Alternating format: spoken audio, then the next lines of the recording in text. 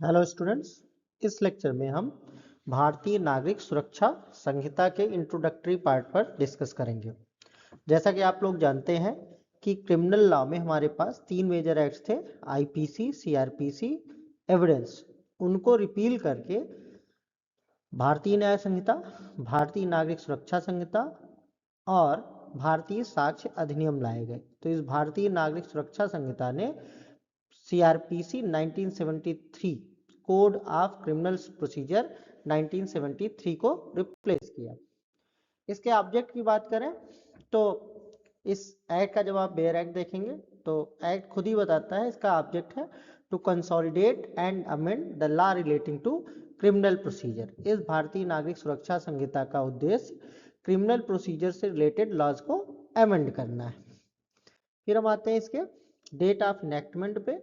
तो date of enactment किसी act के मामले में डेट ऑफ इनेक्टमेंट वो डेट होती है जिस डेट पर वो पार्लियामेंट के दोनों सदनों से पास हो गया, लोकसभा और राज्यसभा से पास हो गया और पास होने के बाद उसको राष्ट्रपति की सहमति मिल गई।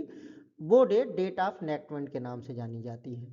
तो लोकसभा एवं राज्यसभा से पास होने के बाद इस एक्ट को प्रेसिडेंट की असेंट मिली 25 दिसंबर 2023। तो इस अधिनियम की डेट ऑफ इनेक्टमेंट है 25 दिसंबर 2023। डेट ऑफ इनेक्टमेंट के बाद जो नेक्स्ट महत्वपूर्ण डेट होती है वो होती है डेट ऑफ इन्फोर्समेंट। तो ये भारतीय नागरिक सुरक्षा संहिता इन्फोर्स हुई 1 जुलाई 2024 को। तो इसकी डेट ऑफ इन्फोर्समेंट 1 जुलाई 2024 है। डेट ऑफ इन्फोर्समेंट वो डेट होती है जिस डेट पर वो अधिनियम या कोई लॉ लागू हो जाता है। तो कोई भी एक्ट जब पास किया जाता है तो कुछ एक्ट्स इमीडिएटली अप्लाई हो जाते हैं। उनमें लिखा होता है this act will come into force at once. तो अगर किसी अधिनियम में लिखा है this act shall come into force at once और इमीडिएटली या कहीं कहीं फोर्थविथ लिखा होता है, तो इसका मतलब है जिस डेट पे वो पास हुआ, जिस डेट पे उसको प्रेसिडेंट की असेंट मिली, उसी डेट पर वो लागू हो गया। तो उसमें तो डेट ऑफ इनेक्टमेंट और डेट ऑफ इन्फोर्समेंट सेम होती है। लेकिन कई बार ऐसा भी होता है कि जिस दिन प्रेसिडेंट की असेंट मिली उस दिन पर वो लागू नहीं होता है, बल्कि उसी एक्ट में कोई डेट अपॉइंट कर दी जाती है कि this act shall come into force on such and such date. तो अगर ऐसा कुछ लिखा है तो वो उस तारीख पर लागू होगा। एक तीसरी स्थिति ये होती है कि जब पार्लियामेंट एक्ट को इन्फोर्स करने की पावर सेंट्रल गवर्नमेंट को डेलीगेट कर देती है।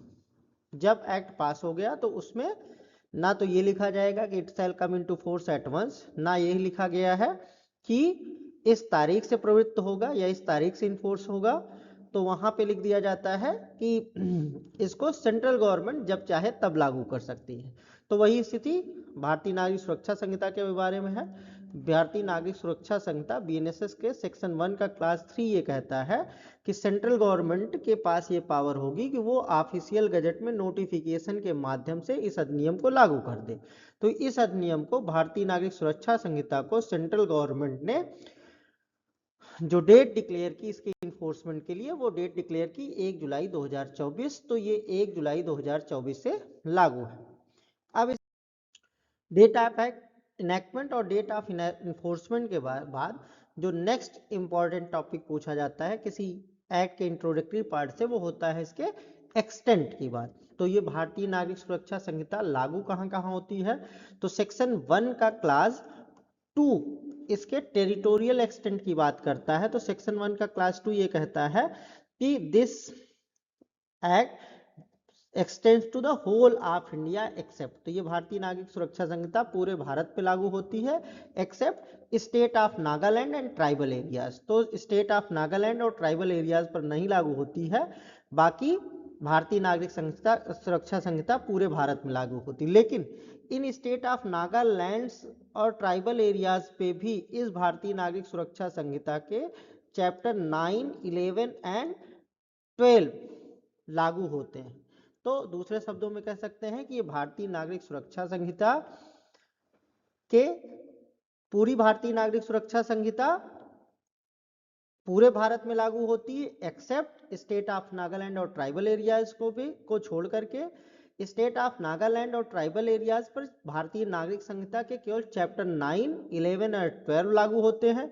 बाकी के भारतीय नागरिक सुरक्षा संहिता के जो बचे प्रोविजंस हैं उनके बारे में एक्ट में ही ये प्रावधान किया गया है कि स्टेट गवर्नमेंट के पास ये पावर है कि वो बाकी के अधिनियमों को ऐसे सप्लीमेंटल, इंसिडेंटल और कॉन्सिक्वेंशियल अमेंडमेंट्स के साथ जो वो उचित समझे लागू कर सकती है। तो स्टेट ऑफ नागालैंड और ट्राइबल एरियाज के बारे में चैप्टर 9, 11 और 12 लागू होते हैं स्टेट ऑफ नागालैंड और ट्राइबल एरियाज पे। बाकी की भारतीय नागरिक सुरक्षा संहिता लागू नहीं होती है। लेकिन अगर कंसर्न स्टेट गवर्नमेंट, मतलब नागालैंड की स्टेट गवर्नमेंट चाहे तो नागालैंड में, पूरे नागालैंड में या उसके किसी पार्ट में, या ट्राइबल एरियाज की स्टेट गवर्नमेंट चाहे तो उस पूरे ट्राइबल एरियाज पे या उसके किसी पार्ट पर भारतीय नागरिक सुरक्षा संहिता के बाकी के प्रोविजंस को भी लागू कर सकती है और लागू एज इट इज भी कर सकती है, या वो चाहे तो इसमें अमेंडमेंट भी करके लागू कर सकती है। ट्राइबल एरियाज को एक्सप्लेनेशन बताता है, सेक्शन 1 के क्लास 2 का एक्सप्लेनेशन बताता है ट्राइबल एरियाज कौन है। तो ये कहता है कि ट्राइबल एरियाज का मतलब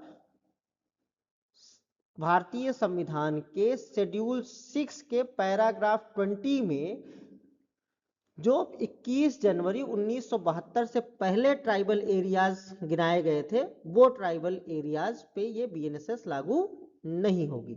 तो हमने भारतीय नागरिक सुरक्षा संहिता का ऑब्जेक्ट डिस्कस कर लिया, शॉर्ट टाइटल डिस्कस कर ली कि ये भारतीय नागरिक सुरक्षा संहिता इसका नाम है 2023।